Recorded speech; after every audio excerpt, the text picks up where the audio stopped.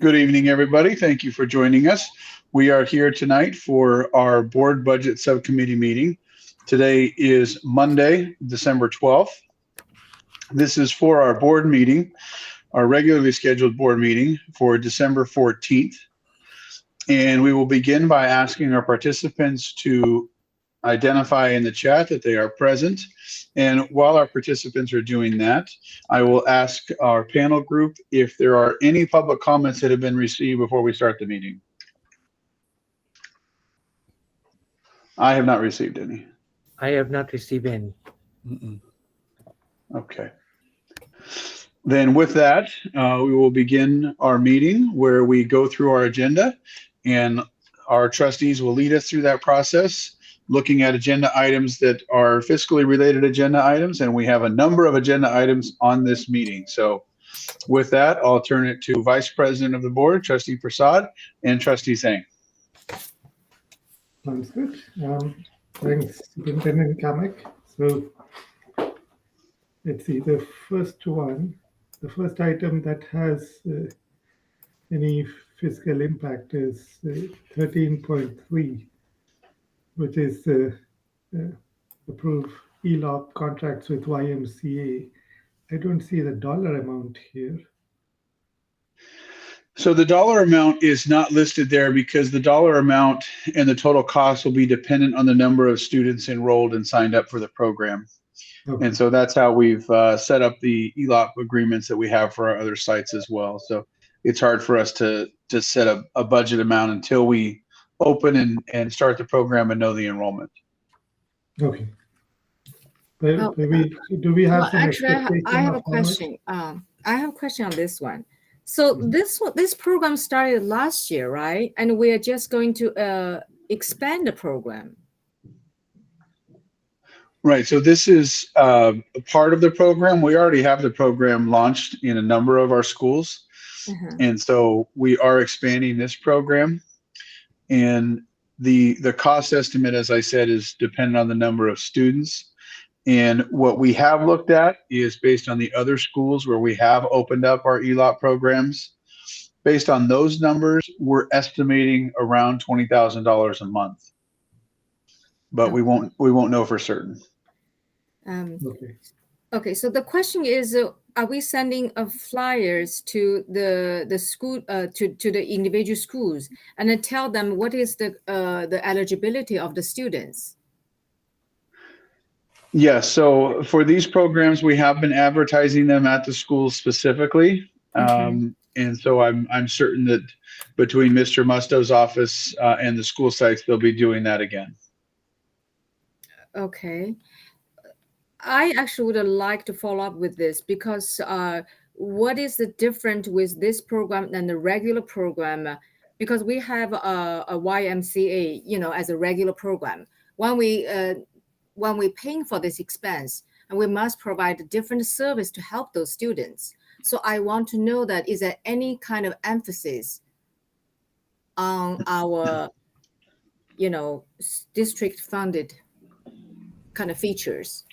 Yes. So as you may recall, this is money that we are receiving from the state as a significant increase in our budget.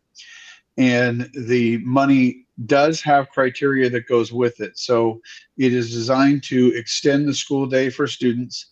And with that, our programs where we're utilizing these monies have specific standards that the state is putting forward for after school instruction. And so there are components of those after school programs that need to have certain instructional requirements. Now, that does not mean that they will be provided a certificated teacher, but it does mean that the staff working those programs will have to do certain things to align the students' studying and habits and content with standards set by the state. So there are different criteria for our ELOP programs where we're expending these state dollars. Okay, thank you.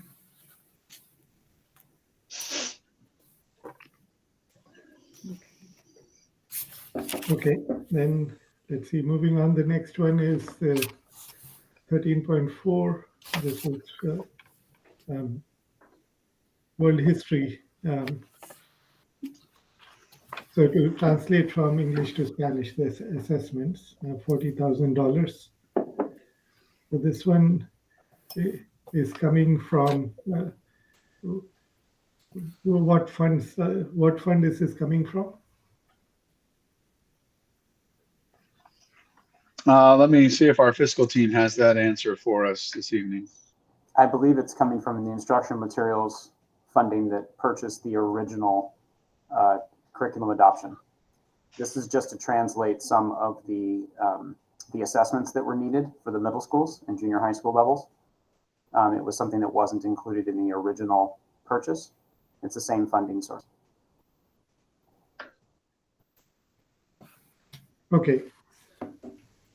Sounds good. So this is not coming from any of our one-time dollar grants. No, I don't believe so. Okay. Okay, then moving to 14.1, the purchase orders by number. So what, anything extraordinary in here?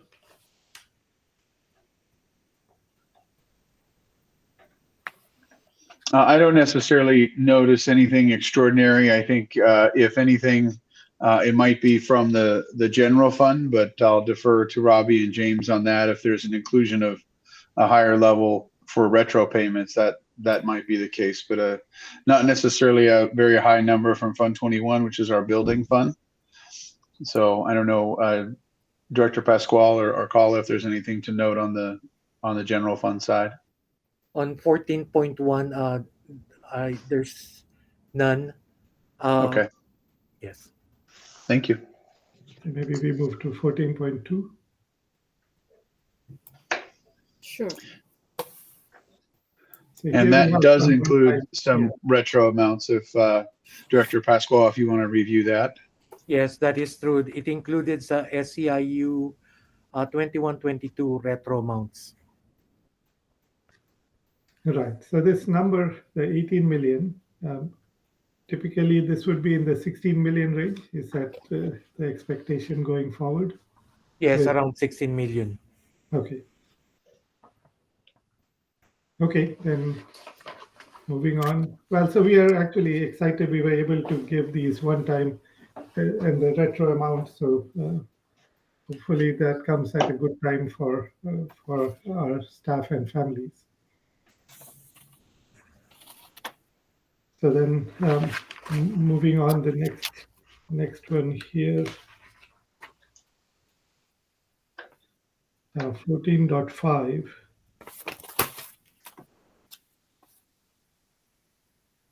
No, well, there's 14.4. There's submit application for the grant. So this one we are going to submit and we'll see what we get, right? So for now, did we say we are applying for 4? Yes, this grant is for 4 school buses, replacing 4 existing diesel school buses. So the idea is that the total cost of these 4 new buses is completely covered by the grant. So Okay. if we get partial grants, we'll come back to the board and talk about it. But our expectation is that if we get the grant, it'll pay for 100% of the cost. Okay. Now, what do we do with our diesel buses? Do we trade them in or? I believe there surplus? is. I believe there is a trade-in piece because this is coming from the Carl Moyer, if I remember correctly, is coming from the Bay Area Air Quality District. But I'll double check exactly what we do. We would obviously, if they won't take it, we'll go through the surplusing process and get rid of the bus. Unfortunately, with the buses and any of our heavy vehicles, they're becoming very quickly obsolete because they have to get off the road by a certain year per state of California rules. So unfortunately, they don't have a ton of value where we could sell them to someone else and get some money for them. Okay. They will essentially have to be decommissioned. Okay.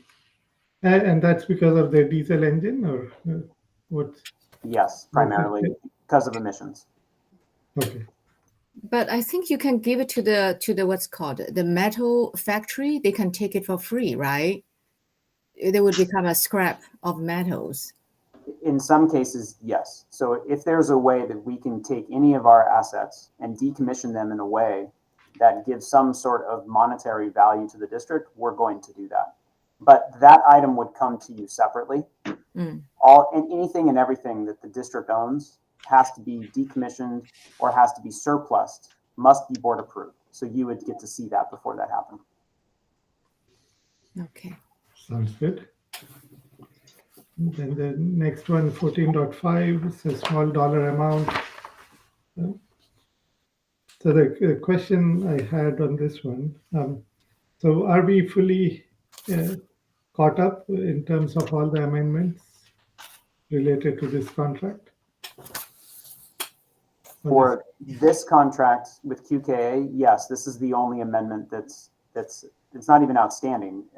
It's not late or anything like that. We're just asking because, as you can see from the detail and the bulleted points, there was some changes that needed to be made. So this is the architect's portion of that fee, and then there's the contractor's portion, which I'll be bringing to you as a separate item and one of the 2 January meetings. Okay. Okay. And the next one again is a tiny $3,000 contract, 14.6. Yes, this one is for basically closeout work at the Rick's Glenkler campus. We have 2 items. This 14.6 and 14.7 are both related to getting things signed off by the city of Fremont so that we can close this project. So just so you know, before you came, I think we have tried to close this one out like 10 times, and something or the other comes up. So this is the final one.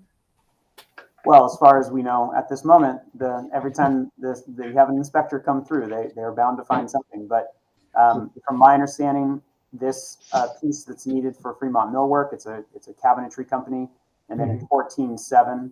The Pacific General Contractor they're putting in a backflow preventer that's required, and it costs a little bit more money, but you can see both dollar amounts are small in comparison to the original contract, but they are related to getting that project completely finished and closed out. Yeah, so that was going to be my question. How did we come this far without a backflow preventer there? And is this like a new code requirement, or what changed? That we are having to do this as a retroactive. It's not that it changed, nothing changed per se. It's that when we went to do the closeout, we saw that the contractor didn't do the backflow preventer. It wasn't in their original quote, Okay. the 14.7 item. And so we need to increase their contract to cover the final work. Otherwise, we won't be able to sign off with the city. So there's not a mistake that was made or anything like that. It just hasn't been done yet. So when the city is that city inspector would come to inspect, right? They must have a list of items to be corrected. So are those 2 are the remaining 2 items, and before they would be okay to see we meet the criteria? So normally when an inspector comes on the campus, they're looking at specific things. And normally they're cued by the contractor saying, okay, we've done this portion, come check it. Mm-hmm. They don't check every single thing every single time they visit. So they're only checking pieces as they go. So something like these last 2 items here that are listed wouldn't have necessarily come up before, but when they went to go do final checks, it came up. So it doesn't mean anything is wrong. It just means it needs to be completed. So it's not that anybody missed it per se. They weren't looking for it until this time. Okay, so then this would be the last, kind of inspection, and then we would not expect anything else. I was just wondering whether this would be the last one before we see a, certificate of completion or something. Our goal is to get the certificate of completion next. These are the only 2 items I know about. Okay. If the inspector finds something else, I'll work through that with our facilities team and senior project manager, Mr. Ampon. Next time when they come, just dim the light so they won't see clearly. There you go. Okay, then moving on, 14.8, this is our new website hosting service. And that's $38,000. I think reading through, I saw that there's $8,000 of subscription and everything else is one-time dollars. So then ongoing we'll be paying about that $8,000 per year. Is that correct? Yes, I believe that's correct. Okay, so and I suppose after this, our community will be very, very excited with our website, right? Yes, we are looking into commitments from staff, so that excitement we'll expect, right? Yes, I think our community will be very pleased with the new website that we are in the process of designing. And as a reminder to others, the website that we have now, the reason we're transitioning from it is because the provider is no longer going to host that service. Right. Yeah, so this was a necessary change, but there's also been a lot of feedback about not being able to find the links that people want to. So as we design this, we are, I mean, for the community, we are trying to take care of the common complaints that we had against our current website. Okay, then Trustee Zhang, any questions on that topic? Well, I think this one that we are going to still use School Loop, and which that we receive a lot of complaints, from. And so even the website is using a different server, but the reporting of the grades and the communication is still through the School Loop for another year, right?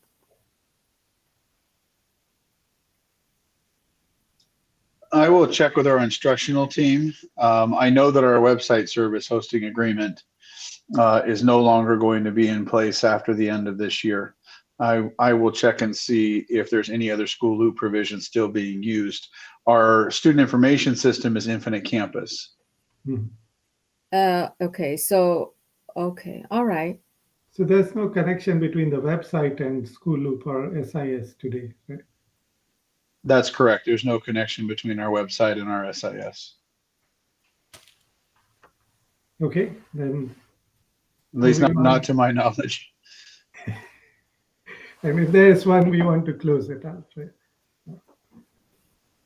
Okay, then let's see, 14.9.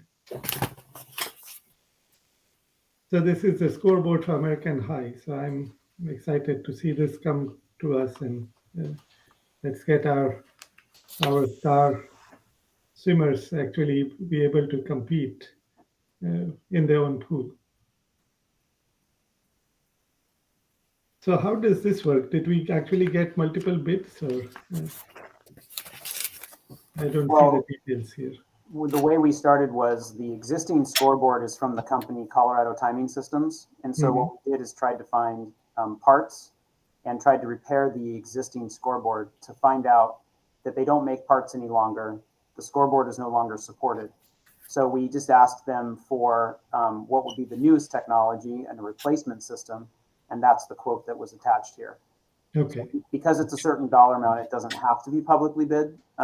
And it seemed as though all of the rest of the timing system would be on the same platform.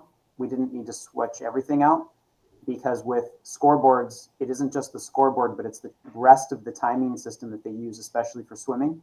And we didn't want to have to replace the whole thing. We just needed a new scoreboard. That makes sense. Now, with all the supply chain issues, I mean, if once we, let's say, if we actually approve it next week, so or this week, so when can this be installed? According to the vendor, it's about 24 weeks out. Wow. So it's going to take some time to get, but they will assist us with the installation, and that's part of the quote that's attached to the item. 24 weeks. That's so. Does this behoove us to go look at other options then? I mean, 24 weeks is a very long time. That'll be out by next summer, right? Yeah. Correct. So it would be in place by the next fall, which would be the next polo season. Ah, okay. So it won't impact any of the games. It will not Or the affect the tournament. polo season. No, the polo season will start when school starts. Okay, sounds good. And then the last one on the consent calendar. This is Colby Technologies for their quality bidder software services. So this is a 3-year subscription, right? There's no one-time dollars here. Correct. Is It's a that right? 3-year subscription. And is this an extension to something existing, or this is new? We've been using this piece of software for many years. The reason that we're having to do this directly with the company, Colby, is because this was held as a subcontract to our program manager for Measure E, Vanner. And Okay. you may remember that Vanner's contract ends the end of this month. And so we Yeah. need this contract to be pointed directly at the school district so we can continue having this software service. So with Vanner leaving, we needed to just redo it and have it be directly to us. That required your approval and a contract. Okay, sounds good. And I see there's another banner replacement thing coming later. Mhm. Yes. So then the next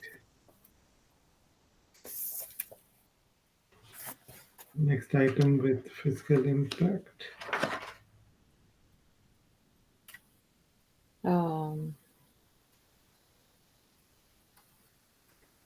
So 15.7, the MOU is that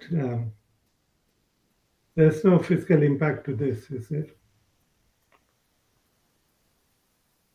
I'm trying to remember. What about There is a fiscal impact there because when we do exceed that caseload of 28, we do provide additional compensation to those employees. Oh, that's right. Yeah, the 128 for each additional student. Correct. Okay. so does that mean that we need more? The case is increasing. So we can look at even we will pay more towards the counselor, but also we're going to pay more towards. We're going to pay more towards the counselor. Well, so these are our resource support specialists. So they are certificated classroom teachers, and resource can be offered in either a pull-out or a push-in program. And what happens for a student who's on an IEP is they have a case manager. If they happen to be, let's say, for example, a special day class student, that case manager is going to be their classroom teacher or their teacher of record if they're part of an inclusion program. For our resource students, they have a case manager as well, and that's their resource teacher. And the code requires that the case manager ratio be 1 to 28.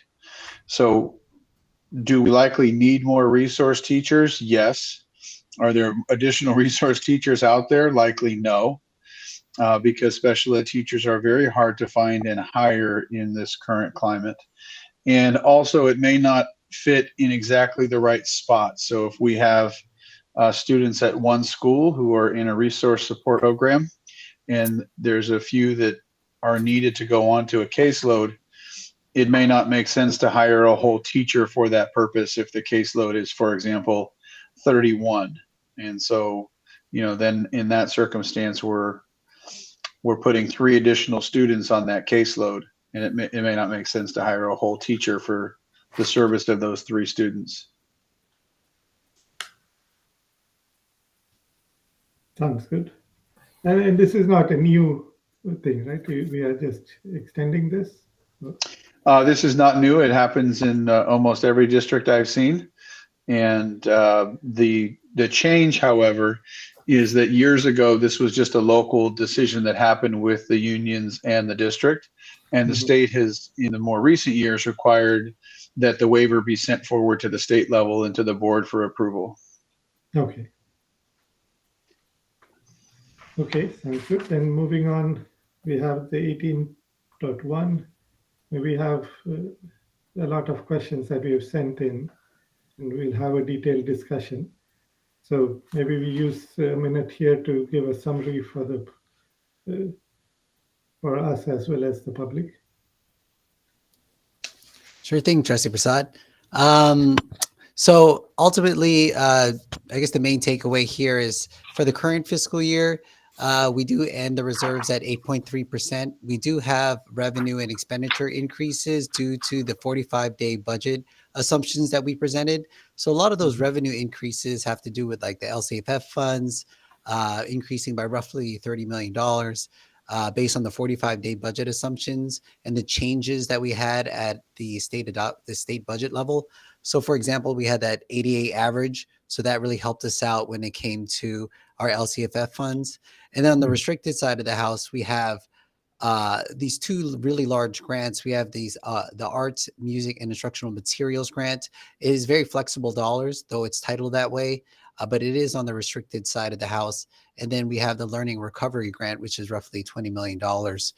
So you see this huge bump in revenues at this point, but we just want to emphasize that we did discuss this at 45-day budget.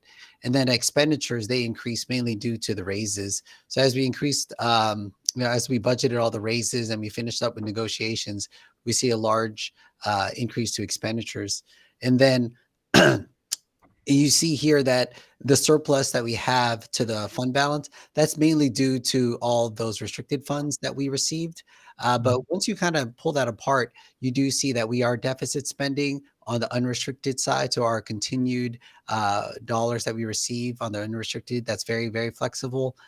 We do have deficit spending there at $15.1 million. But for the current year, I'd say for the main takeaway, we have 8.3% for the current year. We don't have a chart here for the MYP, but just on a very high level, our reserves drop each year. So it goes from like 8% this year to 7% next year to 4% next year. 4% on the third year out. And that's mainly because of that deficit spending. As we, as we gave these negotiated raises, it does take an impact as it continues throughout the out years. And especially because we are declining in enrollment, less students, decrease in ADA. So that does impact our revenue there as well. So in the out years, as we prepare for our adopted budget, those are the things we're going to be thinking about as we prepare the budget for next year. Right. So I look at our expenditure going up by 100 million from the adopted budget. Mm-hmm. So this is the one-time retro payments plus the ongoing increase, right? So is there a rough number of how much is the retro here? And so the adopted budget of 413 million, what does that become next year?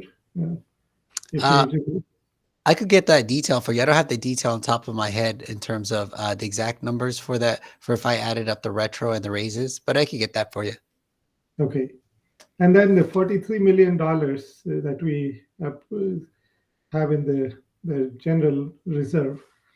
So how much of that is one time versus how much of that is coming from one-time dollars?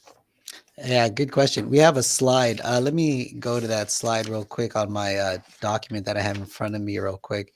We do have on the restricted, let's see, do I pull? Oh, here it is. Actually, it's on the chart below. If you see that below chart, we have for the reserves, that $43 million. Yes.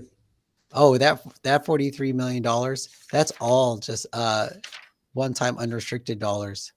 That's our, that's, okay. Yeah. Okay. So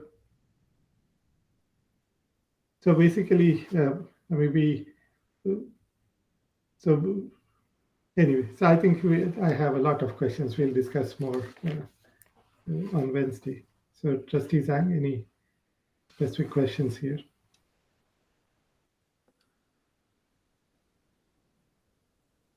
We can't hear you. You're on mute.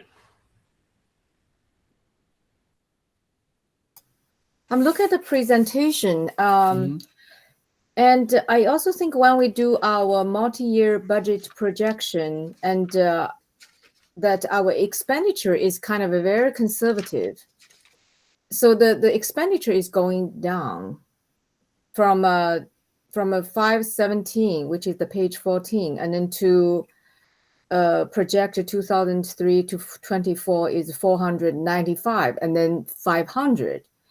So that could also, make it basically the expenditure is conservative. Yeah, we have for this year, we have this double hit from 21, 22 and 22, 23. We have those one-time payments, that 3.25% that was negotiated. So it's only going to hit at one time. So all of that is absorbed in the 22, 23 fiscal year. So anything that's ongoing gets pushed ahead into the next subsequent years. So it does go down a little bit in the out years. Plus, in the out years, we also we take out any one-time dollars that are carryover funds. So any one-time funds like ELOG, ESSER, arts and music, all of that stuff gets pulled out when we do our multi-year projections. This multi-year projections is combined unrestricted and restricted. So that's our unrestricted dollars that are ongoing based on LCFF, and then our grants and donations. It's all pulled together. But when we have to do our multi-year projections, we're required to take out those one-time dollars in the out year. So that's why you see this kind of like this drop in the out years. Okay. Yeah. Okay. We could. Yeah. I think I'll just send in Q&A. There's also more questions on my side. Sure. Yeah. Any questions you guys have, I'll definitely answer before we have that board meeting. Okay. Sounds good. Then 18.2, I don't have the PDF open here. So any overview of what we have in that fund now? The Fund 25. Robbie, did you want to talk about Fund 25? So in Fund 25, it is just the reporting of what you've already seen during our unaudited actuals report. So by code, we are required to submit an annual and 5-year reporting, and this is the annual and 5-year reporting for Fund 25. Yeah, I'm just a quick question was how much do we have in Fund 25 today? So at the end of hold on, sir. At the end of June 30, 2022,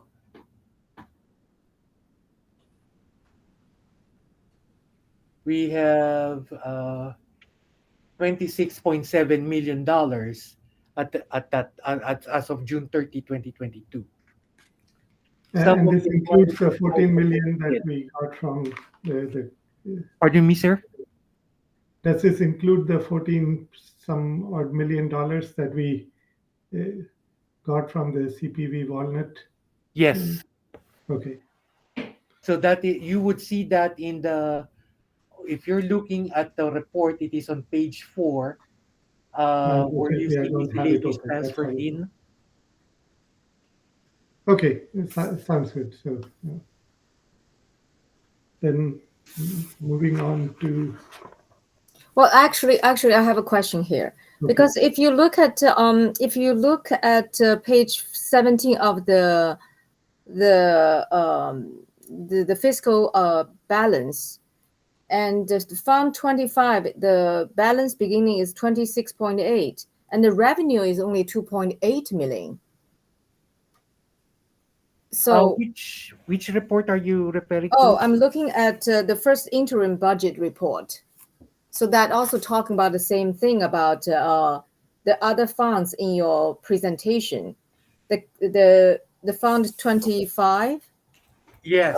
Yes. You have to remember that we're looking at two different timelines when you compare those documents. So this item that is the annual report for Fund 25 ends on June 30th. Whereas first interim goes all the way through October. So there's going to be some changes reflected in the first interim report on the last slide of James's presentation and also in the budget book, because that's more updated than the attachment to item 18.2, which ends June 30th. So they're not going to match up perfectly for some of those reasons, just so you know. Okay. But what it should match is the beginning. So the ending of June 30, 2022 should be the same dollar amount as the beginning Mhm. 22-23. Mhm. Got it. Yeah, that's correct. On the slide, Trustee Zhang, you're talking about slide 8. 18. Slide 18. Yeah. So Mhm. the beginning fund balance is 26.8 million for Fund 25. And Mhm. in the report, we have on page 4, we have the ending fund balance at $26.8 million. Because this report is for 21-22 and our presentations for 22-23. Okay. Okay. Thank you. Mhm. Okay, then 18.3, this is not related directly dollars and cents, but our enrollment projections will impact that. So the numbers show declining. Now uh, I have asked this question separately as I see this big billboard on at Oakland Coliseum from Oakland Unified School District advertising themselves. So, and at CSBA, I spoke with multiple districts and they have created some unique marketing programs. So we should talk about at some point what we need to do to attract more people into the community with kids so that we can increase our enrollment. But that's probably for some other time. So. Okay, then moving to 18.4. This is a public hearing, but so 18.5 is, if we move forward. So any change here? Last time we had some questions about Made in America and all that, right? But are there any financial changes compared to what we saw last time? No, there are no financial changes, and you can see that if you were to compare the Exhibit 1 that's attached to the agenda item, that's the cash flow analysis. So nothing new on the financials. This shows you the actual form of the agreement if you have any questions or if you're interested in that. But as far as those other 2 questions that you asked that the board also posed about Made in America, we were able to get the confirmation from Forefront Power that the majority of the components outside of the panels themselves, so the steel and all the switchgear and everything is all made in America, and that the panels themselves will be sourced from wherever the best place is to get the best quality panels so that Forefront can guarantee its performance.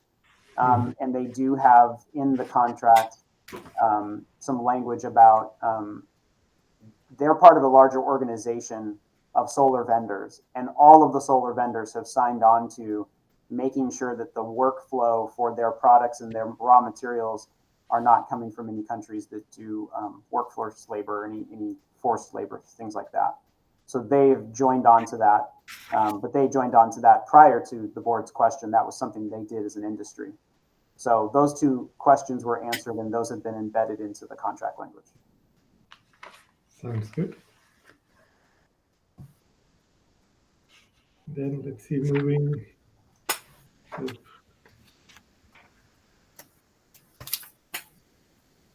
the next one is this home to school transportation. So we are trying to outsource some school bus drivers that will drive our buses.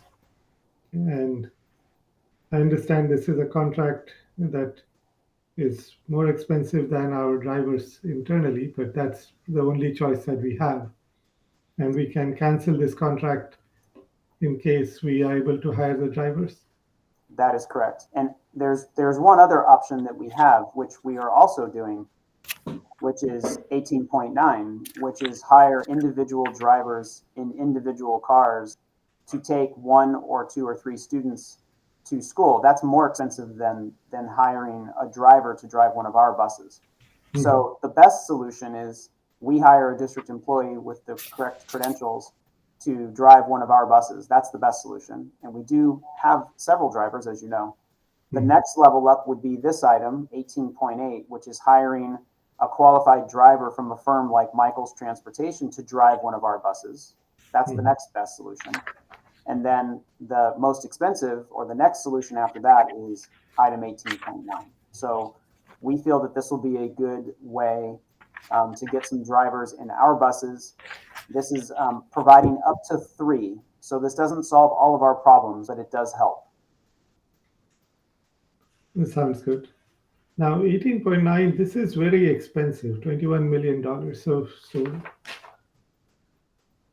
Yes, so this is $21 million. That's estimated over 5 years because this is a 5-year contract. mhm. And so this is very much on par with what we're paying right now. And after looking at the bids and doing the analysis, I can tell you that this company came in the least expensive, but also over the 5-year period, least expensive, but also came in with the least amount of issues with regard to our legal language and our contract and our insurance. All the other companies wanted to negotiate our terms and conditions. They also included annual increases, percentage increases, regardless of what's going on in the industry. They wanted to charge us an additional 3% next year and another 3% after that. And they also charged us for things like fuel surcharges. So if the price of gasoline is over $4 per gallon, let's say, they wanted to charge us an additional 30% on the difference between $4 per gallon and the actual price. This company here, Power, didn't have any of those additional charges. So when you talk about the price per ride, they came out to be the cheapest when you took all those other factors and fees into consideration. Okay. And do we pay on the actuals, or is this is this a minimum commitment? Great question. We only, with this bid for Power, they only bill us for the students that they transport. All the other companies had a limited or a not at all cancellation policy. So we can call the morning of and cancel a driver for Power with no charge. The other 4 companies or 3 companies would charge us something, if not the full cost.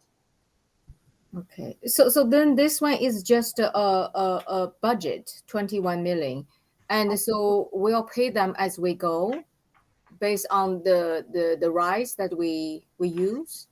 Correct. We only pay for what we use, and at this moment, I think we have 85 students that we're transporting in this manner.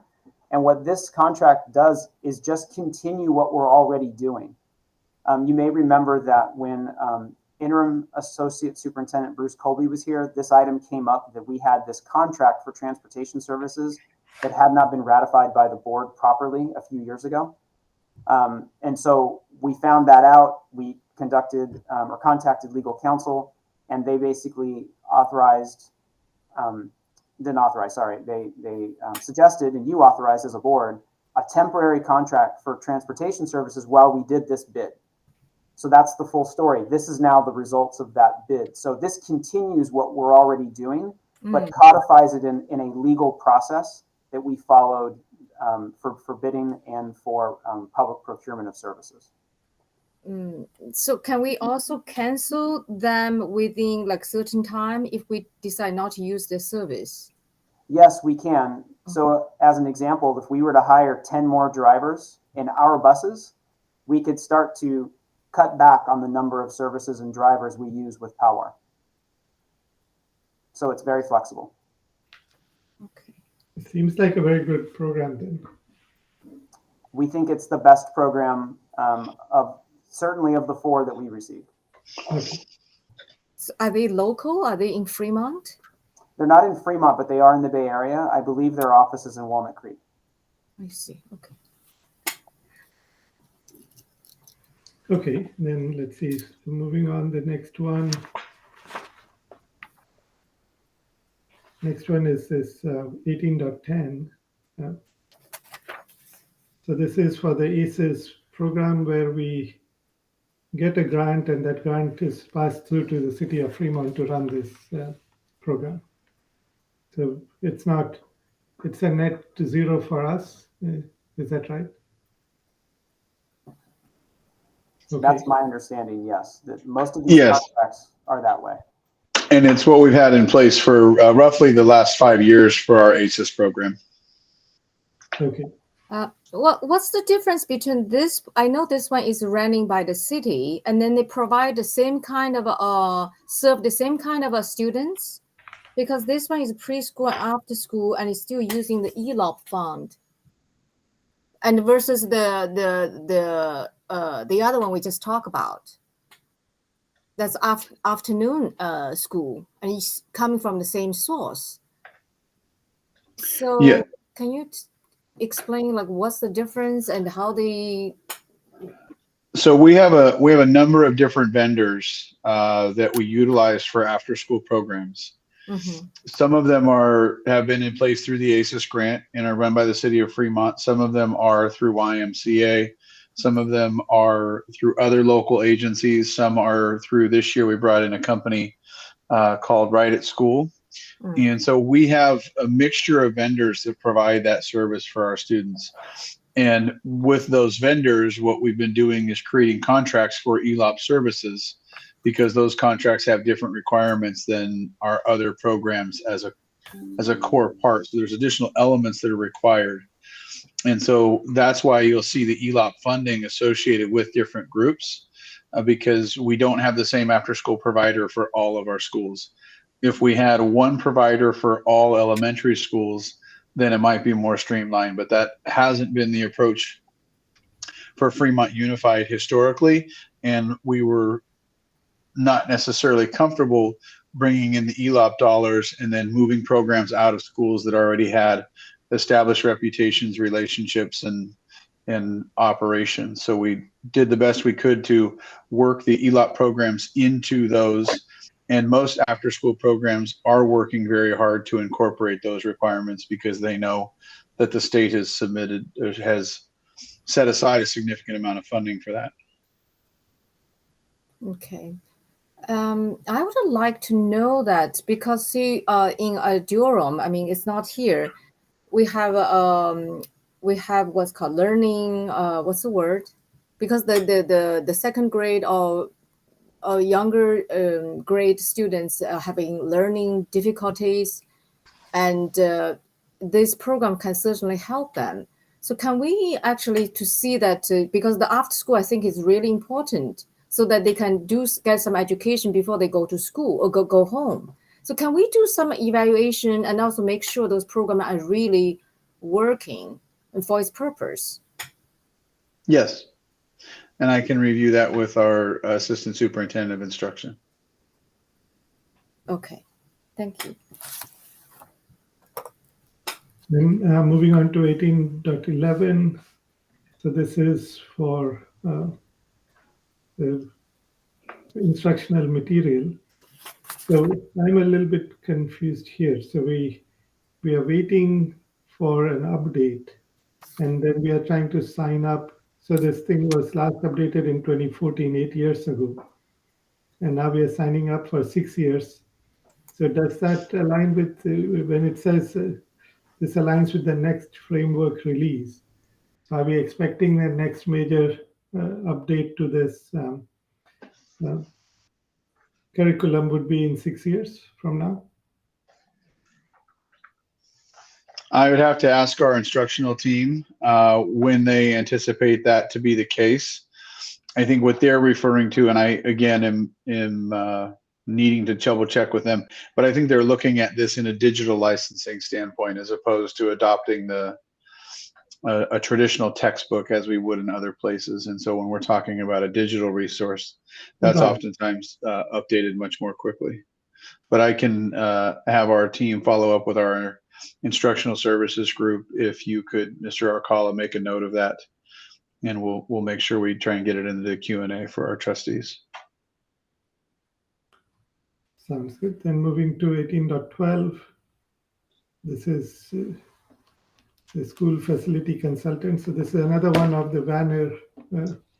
They were a subcontractor to Vanner, and now they'll become our primary consultant Yes, for that is accurate. bond management. That is correct. And school facility consultants, we've been working directly with them for years. We just haven't held the contract. So this will fix that. Okay.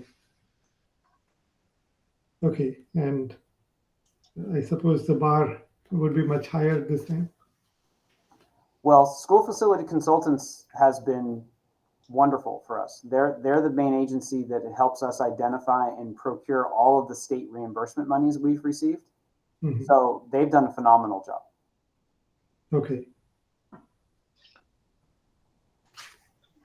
Okay. Before is Vanner would instruct them to do the job for us. So we would talk to Vanner on update. But now that we work with this construction consultant directly. Yes, it's their funding consultant. Yes. Yes, and I think as Vice President Prasad is pointing out, 1813 is the item where we would be looking at a new program manager for the bond. And that is where we are expecting a different level of service. Yes. Yeah, I covered both in the same conversation. But here's the thing. I mean, so we are looking at this new program management company. But usually, does program management company would always provide this the what do you call the school facility consultant? No. In my experience, normally the district holds the contract with the company helping with your funding. The program manager wants to be involved with the data, so they'll use what that consultant provides to make sure that we can afford all of the projects identified in our case, it's Measure E, or as many projects as possible. But I've never seen the school district have their financial analysis done and have that contract held by someone else. Because whether you have a bond or not, you want that consultant. You want the name of the company, School Facility Consultants, but you want SFC to always be around because there's always state money available. Even if you're not constructing something right now, you might put in a funding application for something you built 5 years ago. So you don't need a Vanner or anybody like them around to do that, but you do need a school facilities consultant company like them around. So I don't believe that's why we've separated it out. I think the district wants to hold the contract with SFC directly. That's to our advantage. Also, I would point out most of the companies like a program manager, if you have a subcontractor go to them, they charge a markup for the fee. So if it's $100,000, if you did it directly to the district, they're going to charge another 5% minimum, sometimes 15%. So we're saving money by doing it this way. And also, you probably don't get the direct response in a timely fashion. That can also be a concern sometimes, yes. Okay, I think maybe I am not keep up with the progress. Is we try to hire internal people, and so because of the changes, we go back to hire a program management company. No. So we have been working to bring internal staff along to help to help run our bond program, and we set that direction about a year ago, somewhere around there, after we finished the audit of our bond program that was done by Total School Solutions. We had a joint meeting with our CBOC members and our Board of Education. And at that time, we shared the recommendations to try and bring staff in-house. And what we talked about is that, as I think Trustee Zhang, as you're describing, the more we can bring in-house, the less we need external support. But there are things that we would still want to continue external support for. And I think that's what Mr. Hillman is referring to. So we, in an ideal situation in other districts that I've worked in, we've had most of the program run internally, but we still utilize some small outside contract services for the economy of scale and for some benefits that they can provide in terms of expertise, contracting with companies. For example, let's say you have a soil issue that comes up. Oftentimes they can very quickly work through that remedy as opposed to how we might work through that. And the end result might be the same. But ideally, we'd like to have most of our work in-house for us, owned by us, with some external support. Mr. Hillman, I don't know if you have additional context there. I totally agree. And I think that with the item 1812, that particular skill set is very specific about knowing how to work through the state process of getting funds. And that is something that we will partner with this company when we have someone in-house that can do the work. They'll work together. Every funding application has an external component, which this company can help with, and an internal component, which we have to do ourselves. Right now, we don't have that internal component. And so it was being done by Vanner. and this other company. So we want to keep the external company because that work needs to be done still. And then when we get staff, we'll train someone in-house. In the meantime, our replacement for Vanner, 18.13, that'll be one of the things that they do until we can onboard an employee to do it and keep that work in-house. Okay, but even let's say we hire our internal employee, but we would still keep the company we're going to hire, right? 18.13, but we may reduce the scope of work. Yes, for 1813, that is correct. So we'll pay them for the time they spend, right? Now there's no fixed That's correct. cost. Yes. Okay. Okay. Any other questions, Trustee Zhang? I'm fine, thank you. Moving to 18.14, so surplusing the Marshall property to sell it, the intention to sell. So I know we are just defining our intent. There are no numbers here. There is a number that's been laid out in the RFP that's attached. And that RFP is just a minimum amount. That's the minimum amount. Yeah. Correct. Okay. I saw that we want to discuss and let the broker to give us an evaluation of the price before we put it out. So does that matter when we have a minimum price of 13 million versus we put out a little bit higher price? So the minimum price was determined in part by having the outside broker reevaluate and talk to legal counsel. That's how we came up with that minimum price. But Education Code requires that the RFP set a minimum price by the board. That's why that number is in there. It's a requirement before we can issue this RFP. Okay. So my question is, I read that the price of 30 million was quoted in 2020. So have we asked the broker we're going to hire to do a reevaluation of the value so we can change our minimum price? So, Trustee Zhang, what Mr. Hillman was describing is that based on prior direction from the board, within the last month, I believe, maybe month and a half, but I think it's been within the last 4 weeks, through our legal counsel and through the broker who's representing the district, we have reestablished this value based on their industry expertise and experience, which includes working with other districts to sell school district property. And so based on that updated information and that individual's expertise in the field, that's where we arrived at the $13 million minimum. Okay. Yeah, I remember we asked them to do something like reevaluation. So this company called a 3D Strategy? I don't remember. So I believe that is correct. Right. Are they represented by Dutra, John Dutra? Is the same company or is it different? So the individual who's working with us is Dominic Dutra. Okay. All right. It's the same company. All right. Okay, then moving on to the last item with fiscal impact, that's 18.15. This is to extend leases for the mobile units at different campuses. So I'm a little bit surprised to see Marshall over there. I mean, if you're leasing those units.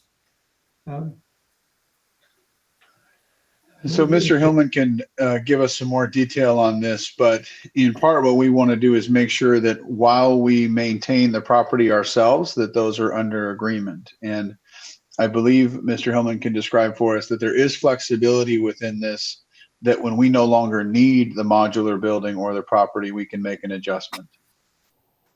Yes, that is correct. And this contract, with the busyness of summertime and all the things that occurred, this goes back and establishes the lease agreement starting in July of this year.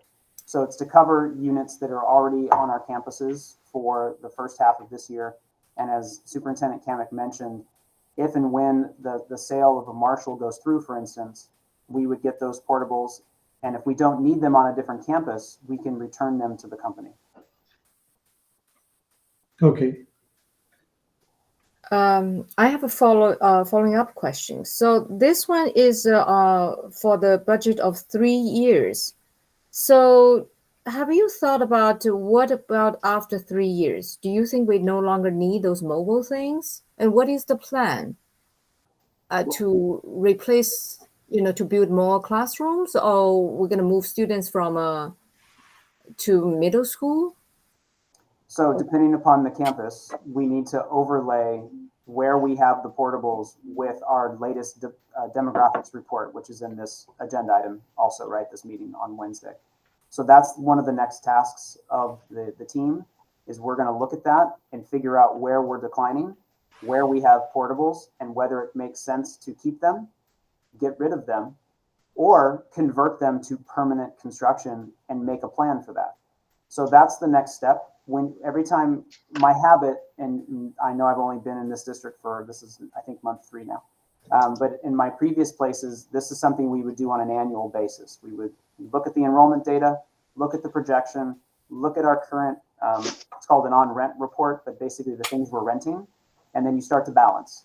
Or you make plans during the summer to move the units that you own to the places that you need them, depending upon how things are changing in the district. So this is about the time of year you would start to look at that in order to queue things up and get it ready for the summertime, because that's the best time to move buildings, whether we are moving them around or just asking the company to come get them and take them away. Very good. Yep. Okay. Now that was the last item. And we That are is 3 last minutes one. over. Wow, I cannot believe we finished within an hour. Thought it was gonna last till 7 o'clock. Don't worry, we'll make up for it on Wednesday night. By far, yes. Okay. Okay, thank you so much. Good. Thanks, everyone. Thanks, everybody. Bye-bye. Bye now.